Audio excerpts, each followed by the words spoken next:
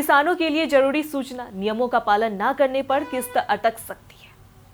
प्रधानमंत्री किसान सम्मान निधि योजना देश के करोड़ों किसानों के लिए एक महत्वपूर्ण आर्थिक सहारा है। इस योजना के तहत हर पात्र किसान को साल में 3 किस्तों में माध्यम से कुल 6,000 रुपए सीधे उनके बैंक खाते में भेजे जाते हैं।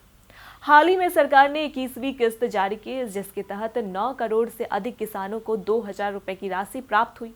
अब सभी किसानों की नज़र 22वीं किस्त पर है, लेकिन बड़ी संख्या में ऐसे किसान भी हैं जिन्हें इस बार किस्त नहीं मिल पाएगी।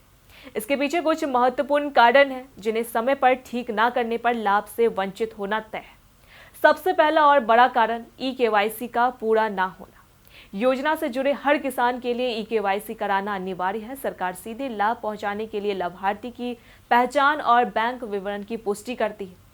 यदि ई-केवाईसी पूरी नहीं है तो भुगतान प्रक्रिया रुक जाती है, क्योंकि बैंक खाते और किसान की पहचान का सत्यापन जरूरी होता है। जो किसान हाल ही में योजना से जुड़े हैं और जिन्होंने अभी तक ई-केवाईसी नहीं कराया, उनकी 22वीं किस्त तक रुक सकती है।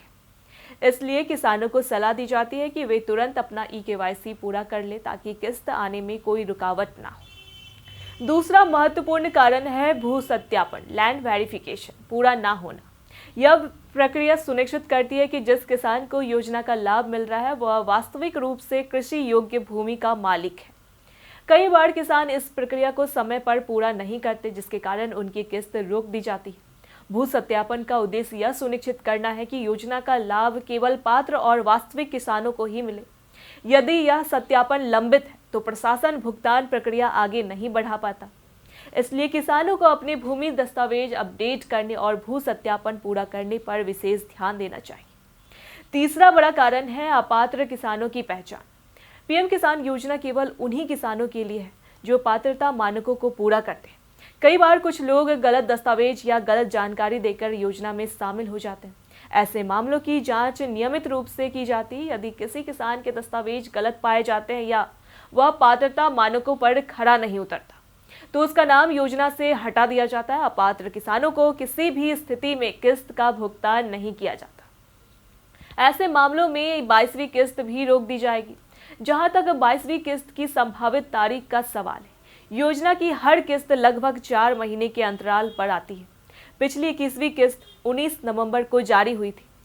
इसी के आधार पर अनुमान लगाया जा रहा है कि 22वीं किस्त फरवरी में जारी की जा सकती है। हालांकि आधिकारिक घोषणा अभी लंबित है और किसानों को इस संबंध में सरकार की अधिसूचना का इंतजार करना चाहिए।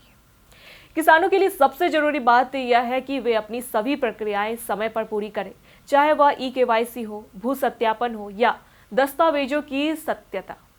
थोड़ी सी सावधानी और समय पर कार्रवाई से किसान आसानी से योजना का लाभ पा सकते हैं। पीएम किसान योजना किसानों की आर्थिक स्थिति मजबूत करने और खेती में स्थिरता लाने के लिए है, लेकिन इसके लिए जरूरी है कि किसान नियमों का पालन करे और अपनी पात्रता सुनिश्चित रखे। ऐसी अपडेट्स के लिए देखते रहे प्योर पटना।